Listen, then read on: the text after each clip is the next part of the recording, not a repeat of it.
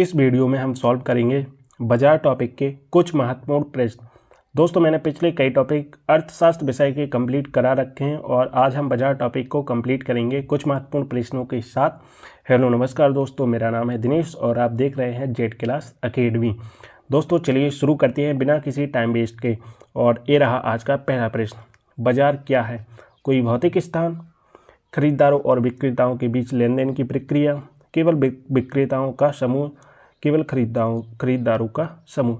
तो दोस्तों इसका राइट आंसर होगा ऑप्शन बी, खरीदारों और विक्रेताओं के बीच लेन देन की प्रक्रिया बाजार कहलाती है। इसके बाद दोस्तों दूसरा प्रश्न, बाजार के कितने प्रकार होते हैं? 2, 3, 4 या 5? दोस्तों बाजार के 4 प्रकार होते हैं। ऑप्शन सी इसका राइट आंसर होगा। इसके बाद दोस्तों देखते हैं तीसरा प्रश्न, बाजार की मुख्य विशेषता क्या होती है? दोस्तों कोई बाजार हो तो उसकी मुख्य विशेषता क्या होती है? केवल एक विक्रेता, कीमतें तय नहीं होती, क्रेता और विक्रेता का संपर्क, वस्तुओं की उपलब्धता नहीं होती। तो दोस्तों इसका राइट आंसर होगा ऑप्शन सी, क्रेता और विक्रेता का संपर्क बाजार की मुख्य विशेषता होती है। ऑप्शन सी इसका राइट आंसर होगा। इसके बाद दोस्तों देखते हैं चौथा प्रश्न, जब एक विक्रेता और एक खरीदार होता है तो इसे क्या कहते हैं? एकाधिकार बाजार, द्वैधाधिकार बाजार, द्विपक्षीय एकाधिकार या पूर्ण प्रतियोगिता? तो दोस्तों इसका राइट आंसर होगा द्विपक्षीय एकाधिकार। जब एक क्रेता और एक खरीदार होता है तो दोस्तों उसे द्विपक्षीय एकाधिकार बोलेंगे। ऑप्शन सी इसका राइट आंसर होगा। इसके बाद दोस्तों देखते हैं पांचवा प्रश्न, बाजार मूल्य किससे निर्धारित होता है? सरकार से, व्यापार संघ से, मांग और पूर्ति से, उत्पादन लागत से? तो दोस्तों बाजार मूल्य किससे निर्धारित होता है? तो इसका राइट आंसर होगा मांग और पूर्ति तय करती है बाजार मूल्य। इसके बाद देखते हैं दोस्तों छठवां प्रश्न, स्थानीय बाजार का उदाहरण क्या हो सकता है? दोस्तों स्थानीय बाजार का उदाहरण क्या हो सकता है? सब्जी मंडी, ऑनलाइन शॉपिंग, अंतर्राष्ट्रीय व्यापार या स्टॉक मार्केट? तो दोस्तों इसका राइट आंसर होगा ऑप्शन ए, स्थानीय बाजार का उदाहरण एक सब्जी मंडी हो सकती है। ऑप्शन ए इसका राइट आंसर होगा। इसके बाद दोस्तों देखते हैं सातवां प्रश्न, राष्ट्रीय बाजार किससे संबंधित होता है? दोस्तों जो राष्ट्रीय बाजार होता है और किससे संबंधित होता है? केवल स्थानीय व्यापार से, पूरे देश के व्यापार से, अंतर्राष्ट्रीय व्यापार से, केवल ग्रामीण क्षेत्रों से? तो दोस्तों इसका राइट आंसर होगा ऑप्शन बी, पूरे देश के व्यापार से संबंधित होता है राष्ट्रीय बाजार। इसके बाद दोस्तों देखते हैं आठवां प्रश्न, निम्नलिखित में से कौन सा बाजार नहीं है? उत्पाद बाजार, श्रम बाजार, मुद्रा बाजार या समाज बाजार?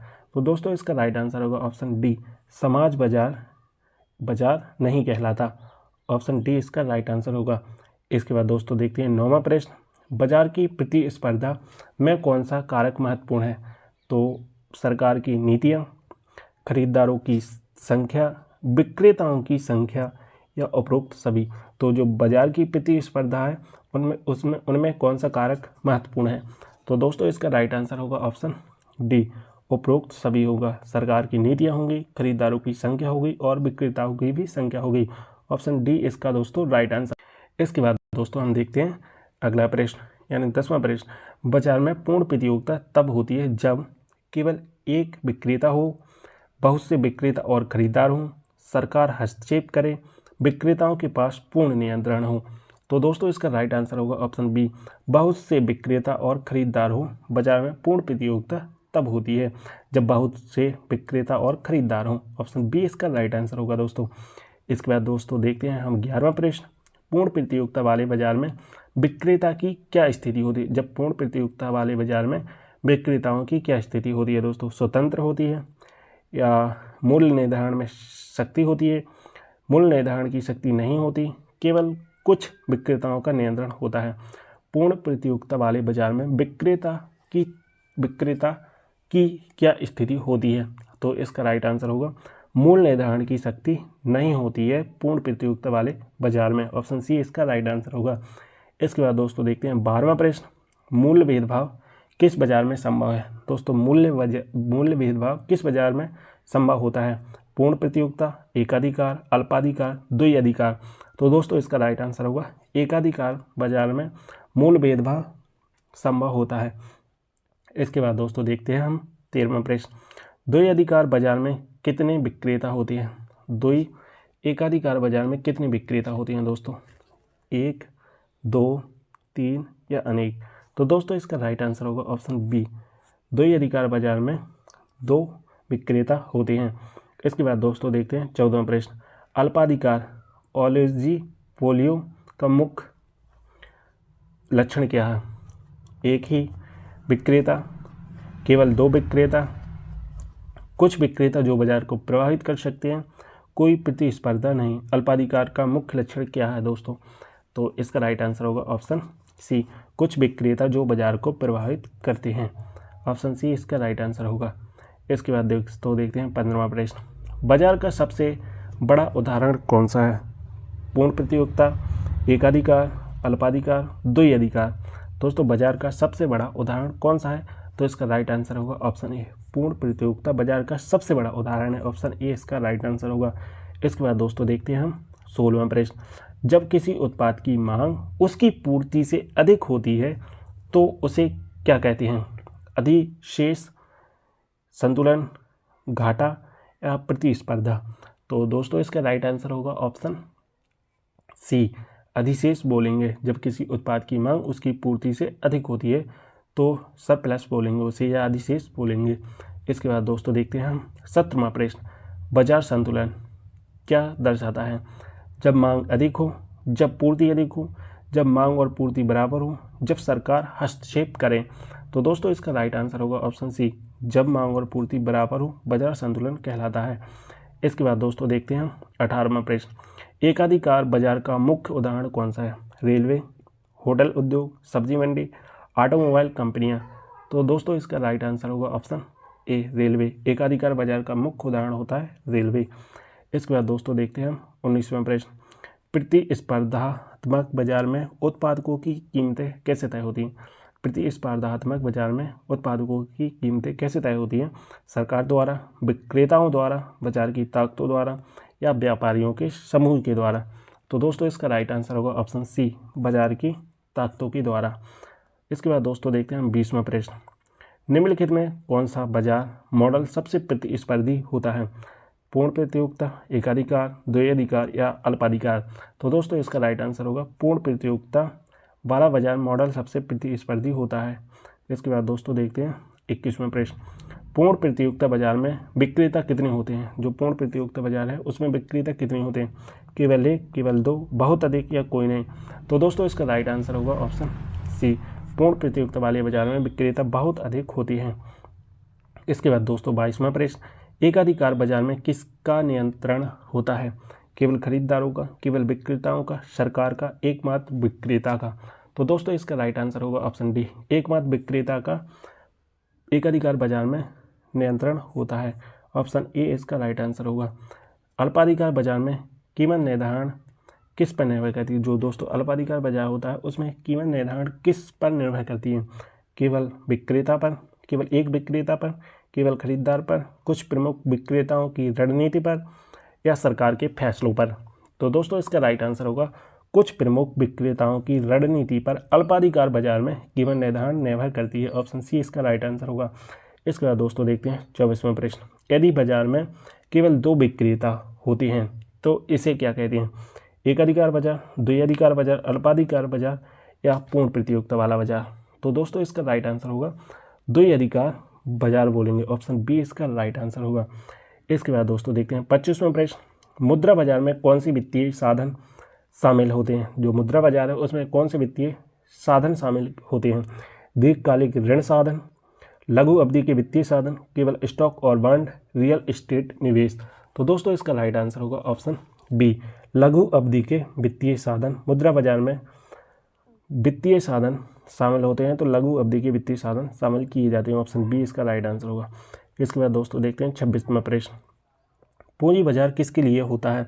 लघु अवधि के वित्तीय साधन के लिए, दीर्घकालिक निवेश और शेयर बाजार के लिए, केवल सरकारी बॉन्ड के लिए, विदेशी मुद्रा विनिमय के लिए? तो दोस्तों इसका राइट आंसर होगा ऑप्शन बी, दीर्घकालिक निवेश और शेयर बाजार के लिए। इसके बाद दोस्तों देखते हैं 27वां प्रश्न, बाजार में मूल्य निर्धारण का मुख्य निर्धारक क्या होता है? बाजार में मूल्य निर्धारण का मुख्य निर्धारक क्या होता है दोस्तों? सरकार की नीतियाँ, उत्पाद की लागत, मांग और पूर्ति, उत्पादन तकनीक? तो दोस्तों इसका राइट आंसर होगा option option C right answer होगा दोस्तों, मांग और पूर्ति। बाजार मूल्य निर्धारण का मुख्य निर्धारक होता है ऑप्शन सी, मांग और पूर्ति। इसके बाद दोस्तों 28वां प्रश्न, न्यूनतम समर्थन मूल्य एमएसपी किससे संबंधित है? मुद्रा बाजार, पूंजी बाजार, कृषि बाजार या अंतर्राष्ट्रीय बाजार? तो दोस्तों इसका राइट आंसर होगा कृषि बाजार से संबंधित होती है न्यूनतम समर्थन मूल्य। इसके बाद दोस्तों देखते हैं 29वां प्रश्न, बाजार में विक्रेता और खरीदार के बीच सूचना का सही प्रवाह कौन सी बाजार में पाया जाता है?